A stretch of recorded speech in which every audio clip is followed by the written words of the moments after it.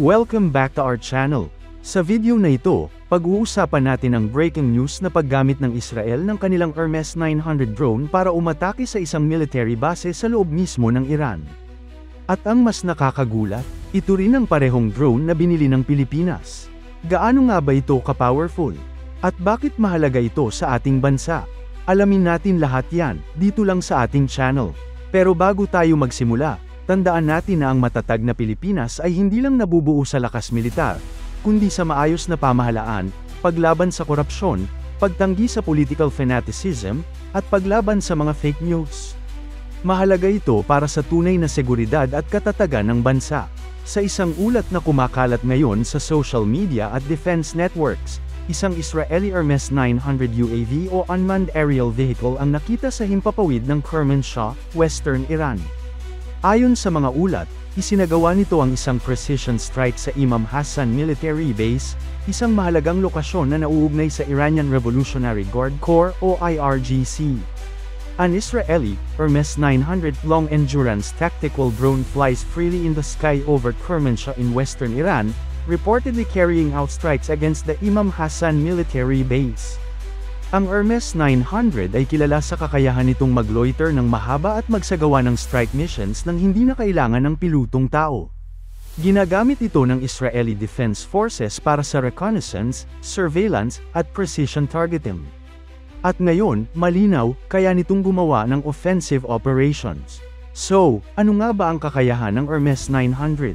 Bakit ito ginagamit ng Israel sa mga high-value missions? May flight endurance na higit 30 hours. Kayang magdala ng multiple payloads gaya ng EO, IR sensors, radar, at precision-guided munitions. Capable sa beyond line-of-sight operations gamit ang satellite communications. May strike capability gamit ang maliit pero tumpak na missiles at guided bombs. Isa ito sa mga pinaka-advanced na drone sa mundo, at hindi lang ito pang intel. Kaya rin itong umatake. Ngayon ito ang nakakagulat. Ang Pilipinas ay bumili ng Hermes 900 UAV, isang drone na matagal nang kilala sa buong mundo bilang pang-surveillance at reconnaissance lamang. Wala ni isang opisyal na dokumento mula sa DND o Elbit Systems ang nagsabing kaya nitong magsagawa ng strike mission. Pero ngayon, may ebidensya na tayo. Ang ginawa ng Israel laban sa Iran gamit ang Hermes 900 ay patunay, kaya nitong umatake. Ibig sabihin, ang parehong platform na ginagamit na rin ngayon ng Philippine Air Force ay may kakayahang magsagawa ng precision strike, depende sa configuration at mission payload. Na-deliver na ang Hermes 900 unit sa atin under Horizon 2 ng AFP Modernization Program. At habang sinasabi sa disclosures na ito'y para sa armed surveillance, ngayon ay malinaw na kaya nitong lumampas pa doon. Ito ay isang game changer sa defense capability ng Pilipinas, lalo na kung usapin ay mga teroristang grupo, smugglers, o kahit mga paglabag sa ating exclusive economic zone sa West Philippine Sea. Ang pagkakaroon ng Hermes 900 ay isang napakalaking hakbang para sa Pilipinas. Dati, ang monitoring ay umaasa lang sa mga manned aircraft o patrol vessels.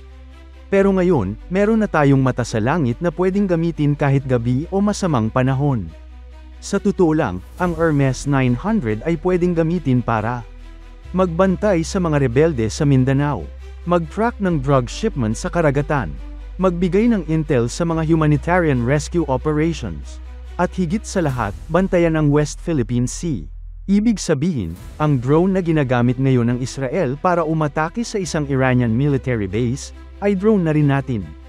Ngayon, pag-usapan natin ang posibleng tactical at strategic implications nito para sa Pilipinas. Una sa lahat, importante nating maintindihan na ang pagkakaroon ng drone na may strike capability ay hindi lang tungkol sa firepower. Ito ay tungkol sa flexibility, precision, at real-time decision-making. Ang isang drone strike ay maaaring mangyari nang walang kailangan deployment ng fighter jets o ground troops, mas mababa ang risk, mas mabilis ang response time. Pangalawa, malaking tulong ito sa ating mga maritime patrol efforts. Sa gitna ng patuloy na tensyon sa West Philippine Sea, ang pagkakaroon ng high-endurance drone na gaya ng Hermes 900 ay nagbibigay sa atin ng persistent eyes on the target. Hindi ito limitado sa araw lang, may night vision capabilities ito, at kayang manatili sa ere ng mahigit 30 oras. Kung merong illegal fishing, unannounced movements, o pagpasok ng foreign vessels, mabilis natin itong ma-monitor at ma-document. Pangatlo, sa counter-terrorism. Sa mga liblib na lugar sa Mindanao kung saan mahirap makapasok ang ground intel o may panganib sa tropa, pwedeng gumamit ng Hermes 900 para magbigay ng live ISR, intelligence, surveillance, reconnaissance. Kung sakaling may identified target na high risk, posibleng magamit ito sa surgical strike kung sakaling aprobado at ayon sa rules of engagement. Pang-apat, force multiplier ito. Imbes na magpadala ng malaking bilang ng sundalo sa isang operasyon, maaaring gamitin ng Hermes 900 bilang frontline surveillance at air support. Mas maliit ang gastos sa logistics, at mas minimal ang exposure ng tao sa panganib.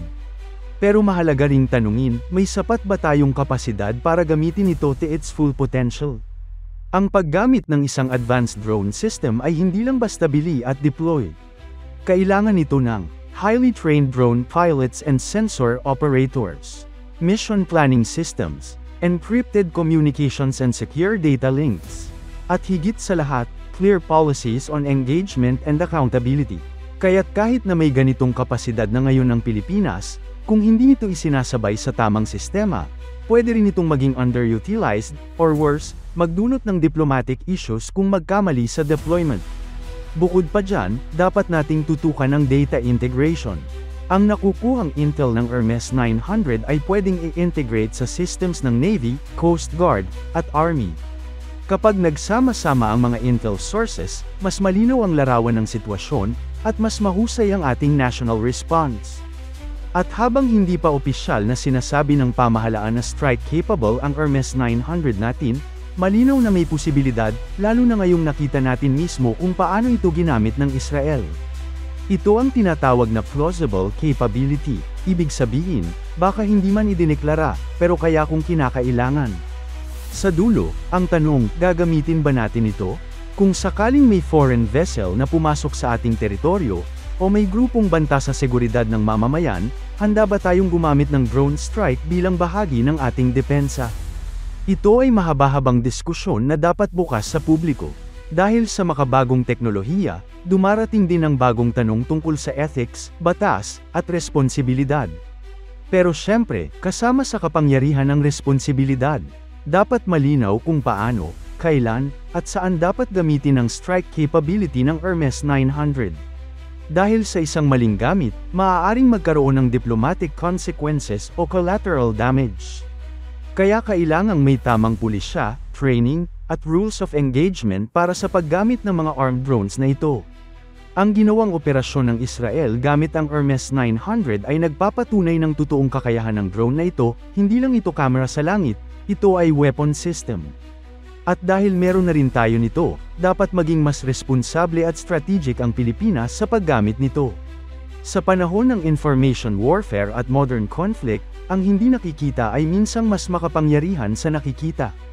At ang Hermes 900 ay malinaw na bahagi na ng bagong mukha ng pakikidigma. Anong masasabi mo? Dapat bang gamitin ng Pilipinas ang strike capability ng Hermes 900 kung may threat sa West Philippine Sea?